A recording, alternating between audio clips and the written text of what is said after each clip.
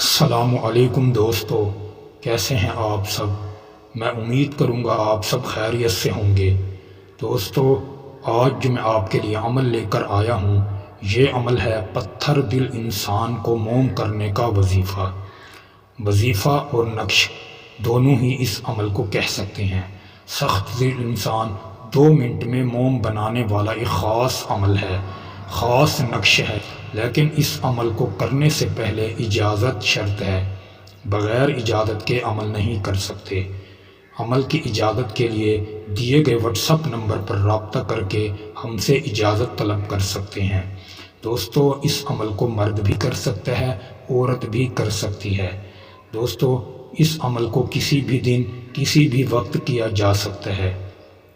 عمل کرنے سے پہلے اگر آپ ہمارے چینل پر نئے ہیں تو ہمارے چینل کو سبسکرائب کر دیں، ویڈیو کو بھی لائک کر دیں۔ دوستو، ویڈیو کو دوستوں میں زیادہ سے زیادہ شیئر بھی کیا کریں۔ جب آپ اس عمل کو کرنے کے لیے تیار ہوں، سب سے پہلے اپنے جسم اور کپڑوں کو پاک رکھیں، پھر ایک اکیلے کمرے میں بیٹھ جائیں۔ اس کمرے میں نہ کسی جاندار کی تصویر ہو، نہ ہی کوئی پک وغیرہ ہو اور نہ ہی کوئی بچہ وغیرہ ہو۔ آپ خاموشی سے کمرے میں بیٹھ کے اس نقش کو لکھنا شروع کریں۔ نقش لکھنے سے پہلے ایک سفید کوڑا بالکل کاغذ لیں، پھر آپ اس نقش کو لکھنا شروع کر دیں۔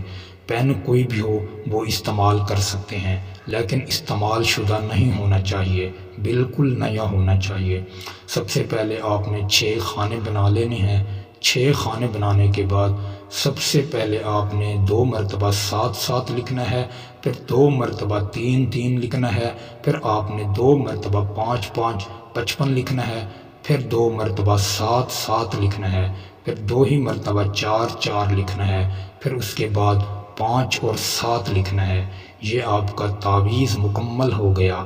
مکمل ہونے کے بعد اس کی الٹی سائیڈ پر اپنے محبوب کا نام لکھیں اور اس کی والدہ کا نام لکھیں۔